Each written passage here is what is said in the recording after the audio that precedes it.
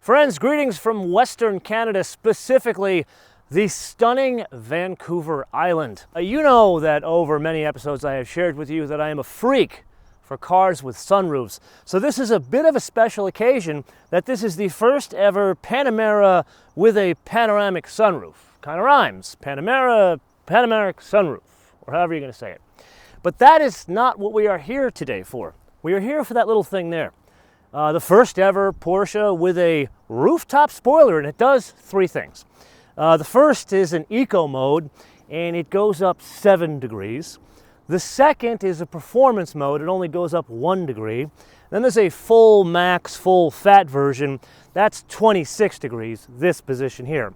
And the entire purpose is to provide more downforce on that rear axle, up to 110 pounds extra.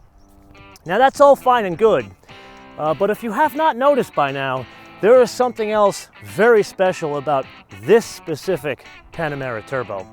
And if you haven't noticed, perhaps you're focused there.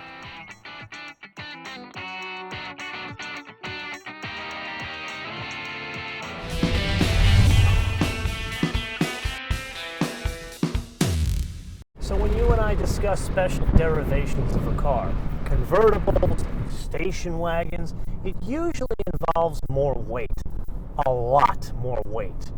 However, this is just a wee bit more weight, 20 kilos in total. So we've got a nice straight here, a little elevation change. Let's put our foot into it, see how it goes, and this is the turbo. Let's just say that 20 kilos doesn't really cause a problem for us. So with that, let's dive into the different derivations of engine that are on offer in the Panamera Sport Turismo. And a Hinweis as we start, not all the engines that are on offer in what the Germans call the limousine version of the Panamera make the trip to the Sport Turismo. So let's start with the cheap seats, shall we? If there is such a thing as cheap seats of a Panamera. And that is a 3-liter V6, 330 horsepower, 332 pound-feet of torque. That comes in at a very low 1,360 RPM, stays flat all the way up to 4,900 RPM. Then let's move up to a 2.9 liter V6, which should not be confused with the 3-liter V6. And here's why. When they were designing the V8 for this vehicle as well as the V6, they took the same approach as they did with the 991.2, the 6, as well as the 718 series of engines, the 4s. They designed an engine family that could be bigger, smaller, more power, less power, and that's kind of what they did here. So in this case, a 2.9 V6, 440 horsepower, but more important to us, 405 pound-feet of torque, comes in at a very low 1,750 RPM, stays flat all the way up to 4,900 RPM.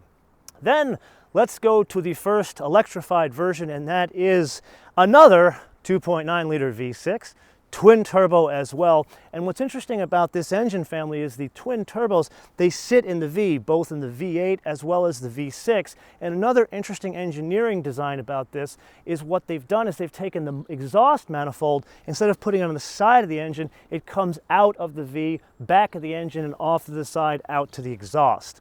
Now this is a total system horsepower of 462, but more important to us, again, 516 pound-feet of torque, and that comes in at a very low 1,100 RPM, stays flat all the way up to 4,500 RPM. Now the electrification portion, that's good for 136 horsepower and 295 pound-feet of torque. Then we move up to this, the V8. This one, I just giggle when I say these numbers. 550 horsepower, 567 pound-feet of torque. This one comes in at 1,960 RPM, stays flat all the way up to 4,500 RPM.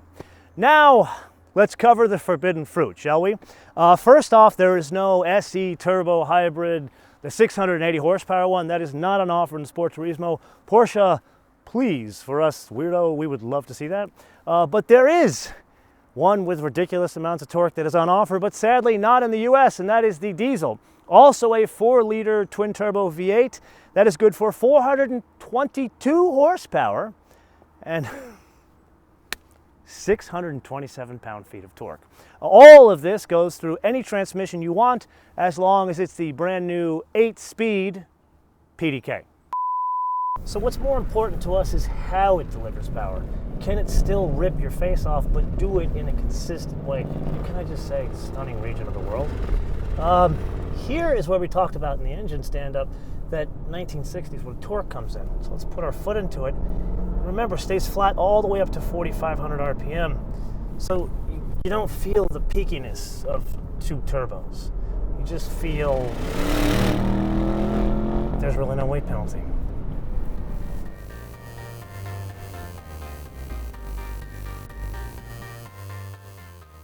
So even though this has 550 horsepower, and we are in one of the most stunning places in the world, I could not talk Kumo into coming up here.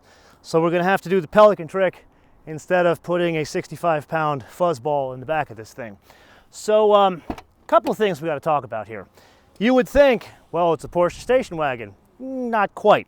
The standard Panamera sedan, limousine, whatever you want to call it, that is good for 46 cubic feet. You lose about 2 if you go with hybrid.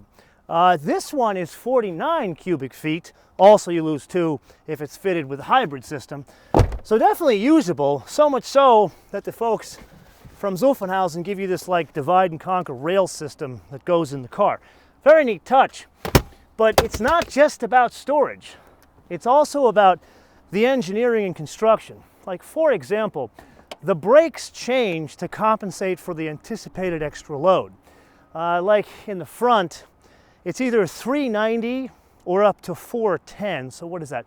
15.3 or 16, depending on whether you have the basic car or the turbo. But in the back, it goes from 365 to 380. So what is that? It's 14.3 all the way up to 14.9, as opposed to the limousine, which is 330 mils in the back. They also change, or really tune, the suspension. So one of the options is, and there are many options because it's a Porsche, is an air ride system that is 3 chambers. The concept is more air, more comfortable ride. But here, more air, more adjustable for anticipated load. Oh, and there's one more thing. They didn't just anticipate extra load, they anticipated that maybe 1 or maybe 5 7 Series or S-Class people might buy one of these, so they lowered the load floor. Not that every one of them would have heavy camera gear like me and Ryan, but who knows, they might have fancy luggage. That's heavy.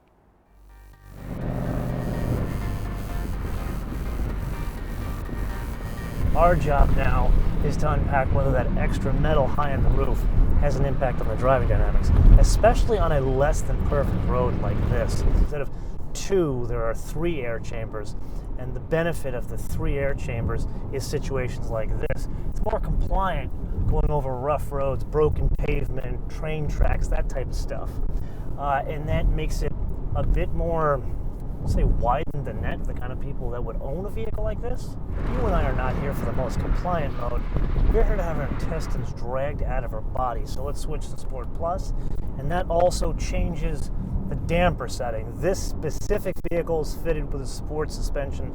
They're all fitted with PASM as standards. Let's put our foot into it, and all of a sudden it completely changes. Now, in this little bite to the suspension, there's virtually no discernible difference in driving dynamics between a Panamera sedan, or limousine, the Germans call it, and the Sport Turismo. I would go so far as to saying that a 4,344-pound car is downright fun to drive. And can I just point out how stunning Western Canada is?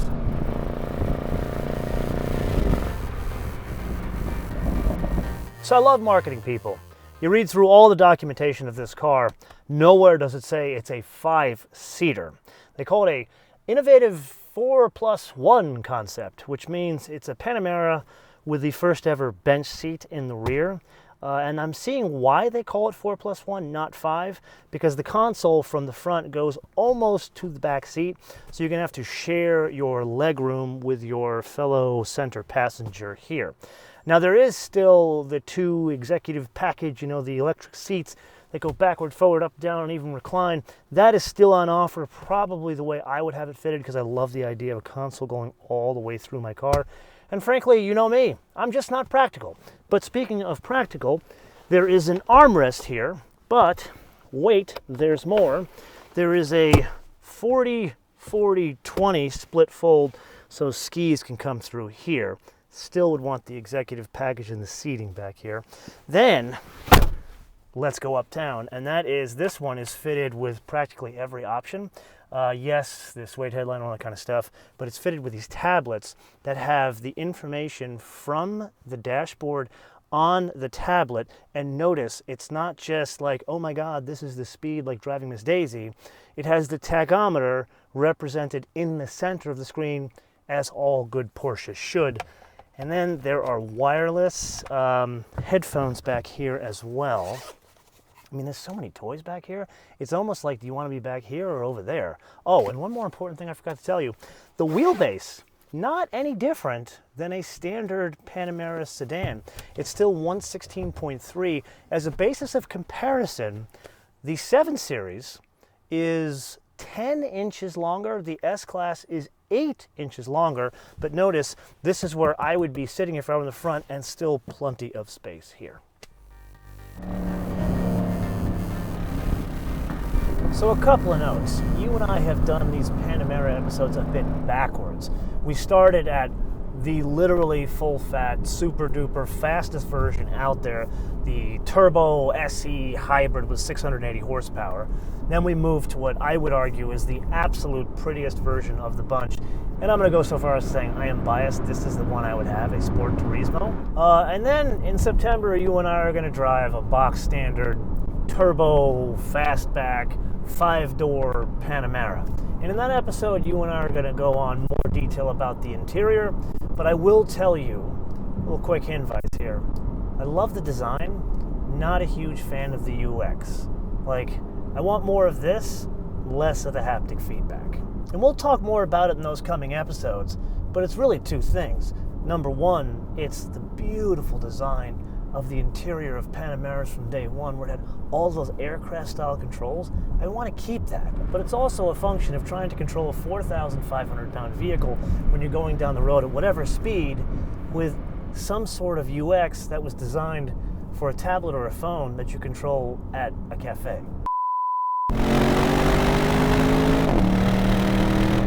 God, this thing is fast.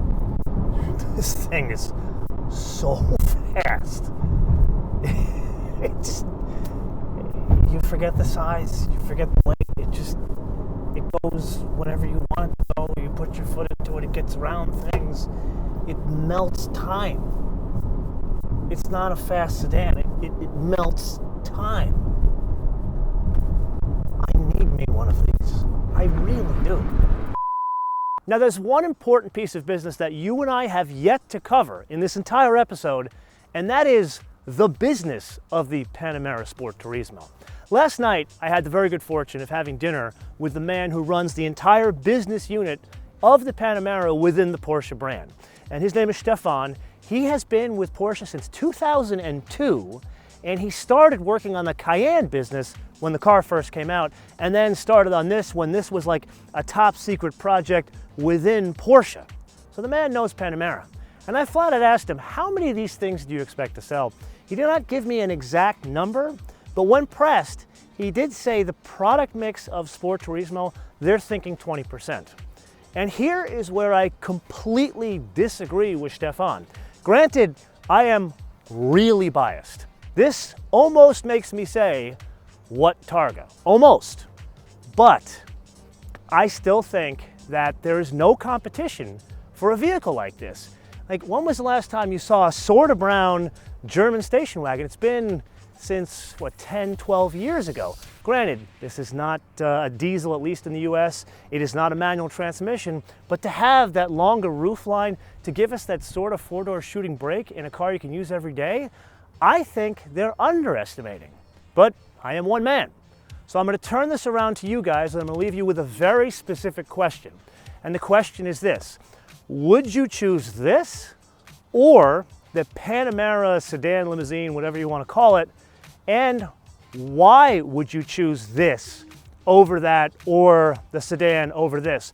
But most importantly, I'm going to ask you what region of the world you hail from. And the reason why is most people have this belief that Americans don't buy station wagons.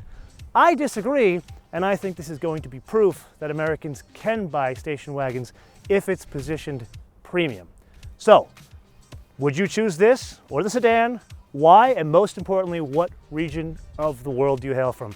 Let me know in the comments below or via our social media. MotoManTV all in word, MotoManTV all in word, Facebook, Twitter, and Instagram. And with that, I want to leave you with two things. Number one, please unsubscribe from us and then resubscribe. This is how much YouTube has screwed up the platform for all YouTubers, big and small. And number two, I want to leave you with a fun fact. And the fun fact is this. People, look behind me, man. This is stunning. One of the most beautiful places on planet Earth. So if you don't follow me on Instagram, you missed one of my famous landing approach videos that I do on Instagram whenever I fly. It was an approach into the stunning airport of YYJ, the first time I've ever landed at the airport. And get this, I did a beautiful flyover of San Francisco. Until I see you next time, bis später.